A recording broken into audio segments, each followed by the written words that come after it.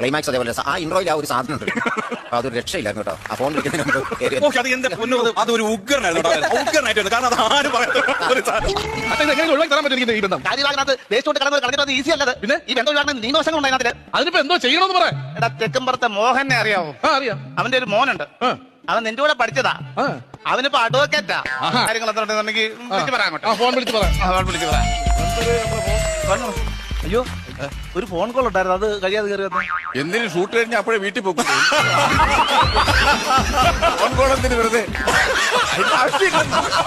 വക്കീൽ വന്നാ പോരെ. വന്നല്ലോ വക്കീൽ.